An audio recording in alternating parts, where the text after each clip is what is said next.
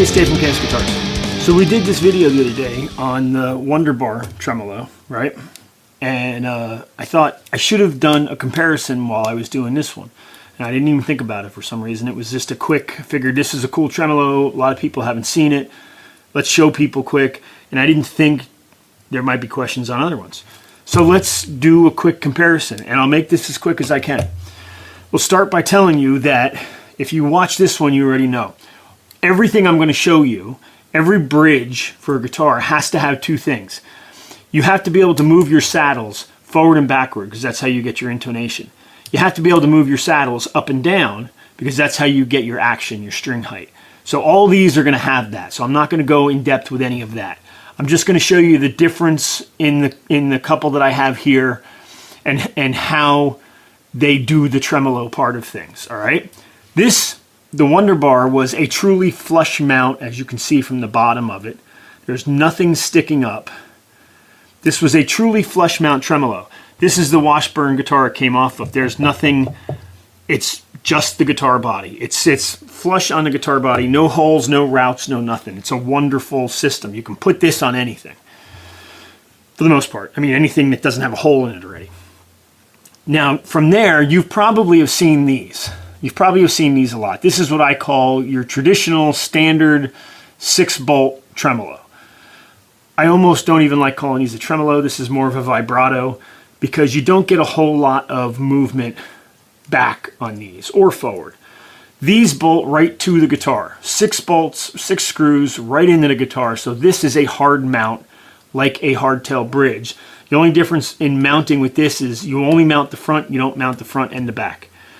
So this way, and this one you probably can't see it, but they are wedged a little bit here. There is a little bit of a knife edge on these. So when you clamp these, even when you tighten these down, which you're not supposed to tighten them down, but if you do tighten them down, it won't sit flush on the guitar. It'll sit popped up a little bit because it's got a little bit of a knife edge here because they're meant to rock a little bit. Now, you have your typical saddle adjustments, like I said. Underneath, this goes all the way through the guitar and out the bottom. Underneath, you have your springs, right? Which then attach to your claw. And that all sits underneath the guitar. So this becomes a little bit of a balance between your strings, your string tension here, and your spring tension here. And you set that adjustment by adjusting your claw in and out and how much it pulls on the springs or how much it doesn't pull on the spring, depending on what your tuning is and how much tension is on your strings. It's not a tremendous balance because this is bolted to your guitar for the most part. So you're only going to get a little bit. That's the way this one works. The Floyd Rose, one of my favorite probably my favorite tremolo now, works very similar to this. This has all the way through the guitar, springs on the bottom to your spring claw, right? Same type of thing. You adjust your spring claw in and out on the bottom of the guitar, which pulls on your springs or lets up on your springs, which gives you this movement depending on your string tension. It's all a balancing act. You want this to be centered on top of your guitar. You know, you want it level. So you have to keep that balancing act between whatever your tuning is, which is why these get hard when you guys drop tune to 0 or whatever it is you're drop tuning to now. It seems to change every week. When you drop tune and you're going real low, these get hard to use because you can only let up so much tension before you just have something that flops around in there. So it's that balancing act. Now, your strings come up through the block. When you restring from the bottom of the guitar. They come up through the block, over the saddle, down the neck. Floyd Rose don't come up through the block. At least not on, they may have some that do now. I don't know. I only use these couple. There's only a couple Floyd Rose that I use that I really like. But the Floyd Rose, as you can see, in the saddles, there's a little square spot. That's a little clamp. So as you loosen up these Allen screws in the back, these are long Allen screws that go into the back of the saddle. I don't know if you can see that, probably see it better on this side. Long Allen screws that go into the back of the saddle and push in on that there's a little block in there. Pushes in on that block to clamp that string down. So if you are doing a string change and you're not doing it string by string, and you think, I'm going to do this all in one shot, and you loosen all these up, and then you flip your guitar over to do something underneath with your springs, you're going to lose all these blocks. So don't do that. Either do it string by string, which makes the most sense if you're just doing a string change on a Floyd, especially if you don't know, not quite sure what you're doing. Or loosen them up, take your string out, and snug them back down by hand until you're ready to do whatever you're doing. Just so you don't lose, and they go in there a certain way. So if they come out, don't just throw them back in. So strings get clamped. You have your screws for your saddles for intonation. You have to loosen these to get these saddles to move, and that's where it gets tricky with a Floyd. They make special tools for this. The Floyd tool works really well on a Floyd tremolo. Not so well on a licensed by Floyd tremolo. They do make, there's other companies making other tools. I just picked one up the other day. I haven't even tried it yet. When I try it, if it works well on other tremolos, then I'll do a video on that maybe. But there's other ways around that. I don't want to tell you what I do because it may not be the best way to do it, but it's the only way I've found in some instances. But the more you do, the more you get used to doing it. It's hard to explain exactly how I do a lot of the intonation on these because a lot of it depends on the guitar, a lot of it depends on the exact Floyd that's in there. But you just have to take your time and be careful. You can very slowly loosen these if you need that saddle to come forward, and the saddle will nudge forward little by little. You can do it, and this is majority of the time when I don't have the right tool, what I will do, and it's a pain in the ass, is then you loosen the string. So there's no tension on that saddle. And then you inch that saddle to where you think it needs to be, and you start again. Now, I've been doing this long enough to know that by the first, maybe second time, I get it exactly where it needs to be. If you haven't been doing it a while, it's going to take you a while. But that's another way that makes it a little easier, you know, without having to gouge a guitar by jamming something in there or whatever. So that's that. Your fine tuners are up top. Your fine tuners work by either pushing down on your saddle mount, which you can see your saddle there. All it really does is it flexes the saddle a little bit, which would tighten up your string, or it'll let tension off because it has this spring plate underneath which is constantly pushing up on those. So if you loosen this, it lets it come up and you loosen your tuning. You loosen your string.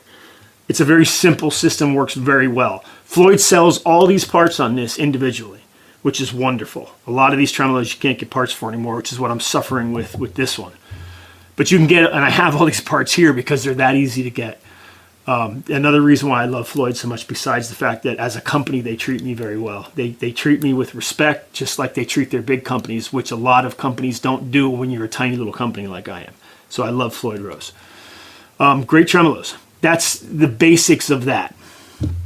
Kahler. I used to be all in on Kahler. I still love Kahlers. I got into Floyd's more because they were more practical for me, especially price-wise. Kahlers are expensive. Kahlers are wonderful tremolos. Kahlers I got into so much in the very beginning because they were the first, to me, the first tremolo I could find way back when. I'm old, so it was a long time ago. Closest thing to a flush mount tremolo I could find. This is not a Kahler. This is what they call a Korean Kahler. And they call them that because these were put on late 70s, early 80s guitars that were coming from Korea. But they were identical to a lot of Kahlers. Now, I don't know if Kahler came from this or these were taken from Kahlers or whatever. There was talk at one point that these were actually Kahlers because these were very sought after for a while.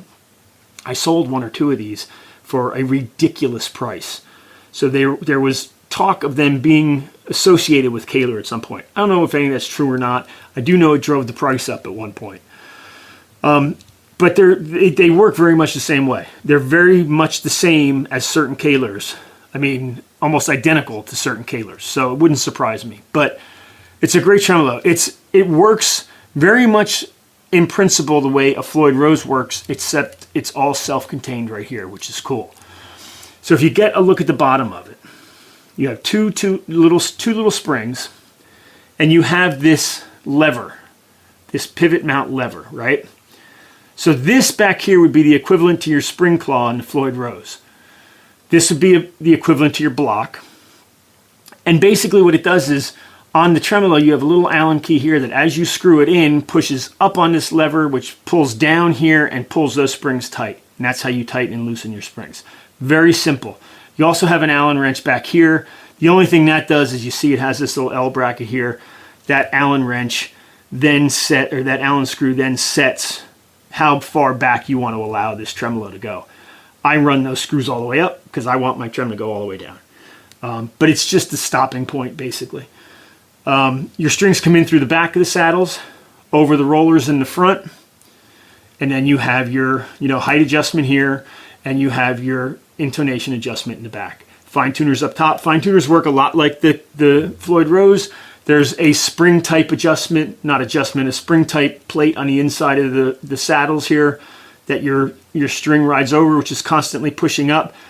As you tighten this down, it pushes down. I mean, that's how you get your little bit of movement to change your pitch. Very, very cool system. In a Kaler, very, very reliable. I've had a Kaler on my JB player that one of these came off my JB player because unfortunately the outside mount on these are cast. And eventually what'll happen is this whole front part and the back part, and this one you can see will start to warp and bend, and then they crack, and there's no fixing them. So it's unfortunate, and that maybe was the difference between what was a Kaler and what wasn't a Kaler, because quality-wise just wasn't up to what a Kaler was. I have a Kaler that I literally can hang on my whammy bar and let the guitar float, and it comes back to tune every time. The Kalers were, the ones that I had in my time were amazing. Very expensive though, much more expensive than a Floyd. So that's where you're at. Kaler's great, Floyd's great. Even the traditional no name, you can pick these up for like 12 bucks now. And they work great for what you want to do with them.